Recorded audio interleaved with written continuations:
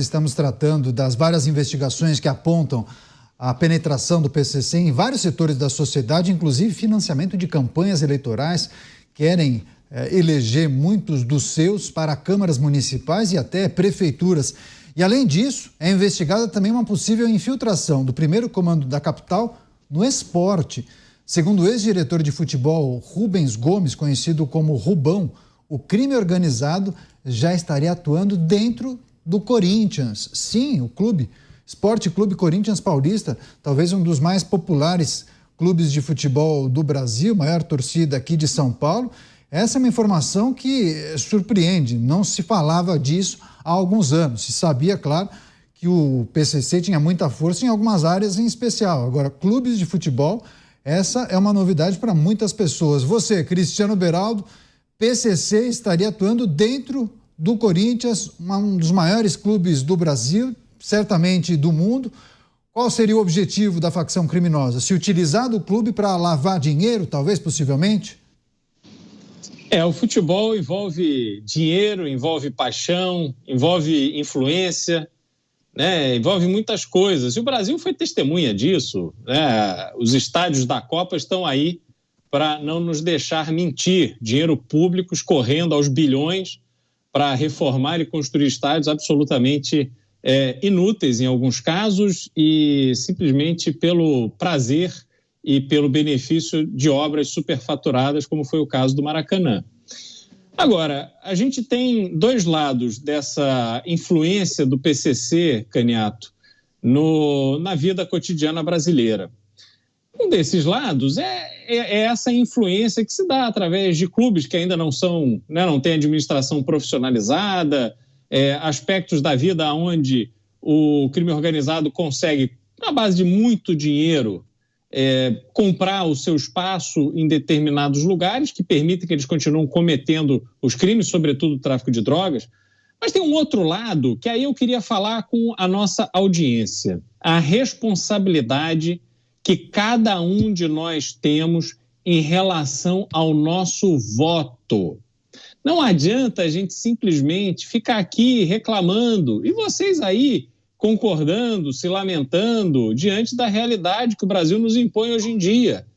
Cada um de nós, como cidadãos que temos o poder de escolher 100% das câmaras de vereadores, 100% das assembleias legislativas, da Câmara dos Deputados, o Senado com uma renovação mais longa, porque o mandato é de 8 anos, mas também está nas nossas mãos a renovação do Senado. Depende de nós. E depende do quê?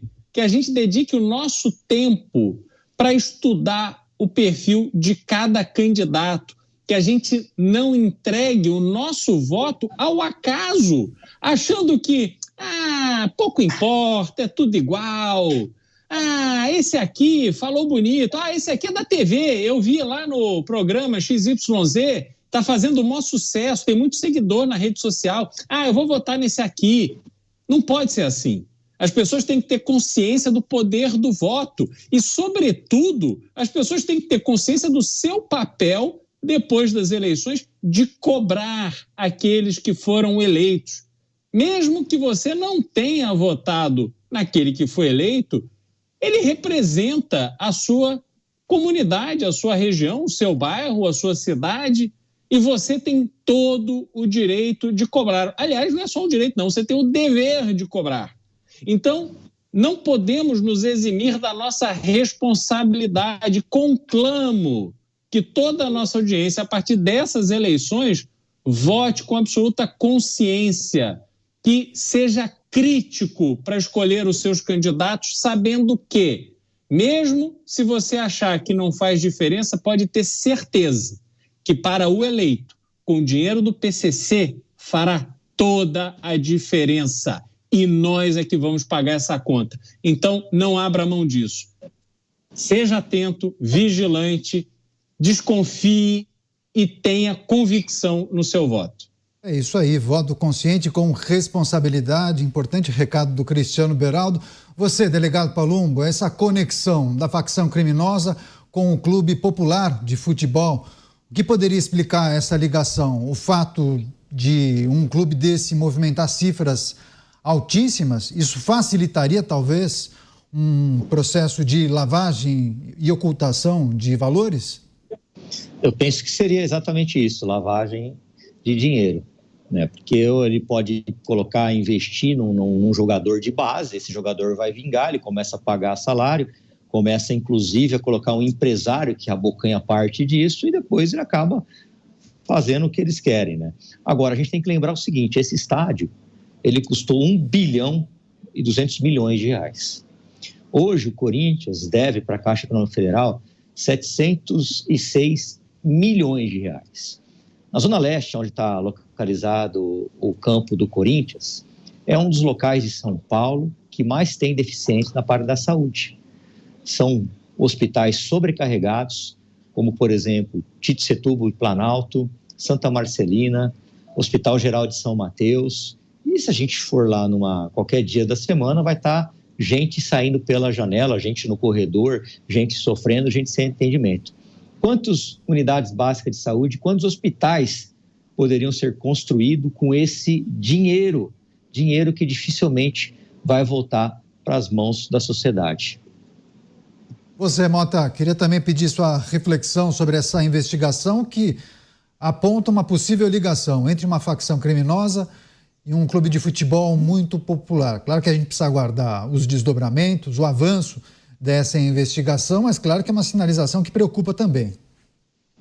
Claro, isso eu não tenho como avaliar essa notícia, Caniato, não tenho como avaliar o grau de infiltração real do crime no clube, mas eu acho plenamente possível e acho que coisas muito piores já aconteceram, né? A gente vê aqui, por exemplo, no Rio de Janeiro, para dar exemplos que eu conheço muito bem, áreas em que prestação de serviços, como por exemplo TV a cabo, é proibido, a não ser que você faça um acordo com a quadrilha que domina ali aquela região. Eu não vou chamar de facção, vou chamar de quadrilha.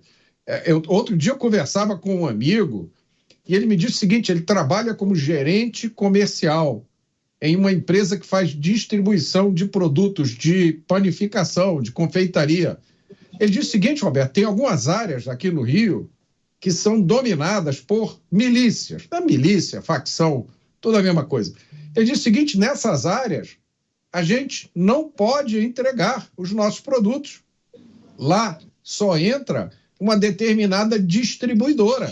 Só essa empresa tem autorização para entrar naquela área e entregar os produtos.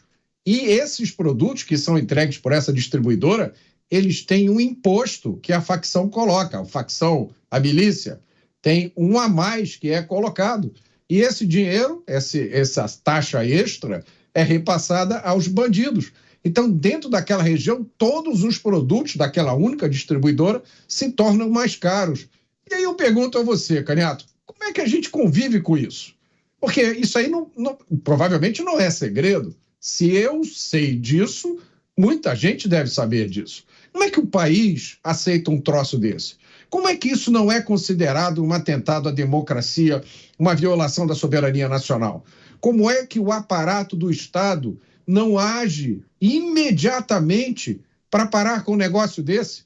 Ué, operações, vamos lá, vamos recolher os celulares, os computadores, vamos congelar as contas bancárias, vamos atrás dos financiadores, rapidamente se consegue desvendar um esquema desse, porque é público, milhares de pessoas estão submetidas a isso. Essa situação que eu estou descrevendo aqui, eu duvido que seja a única de um bairro no Rio de Janeiro.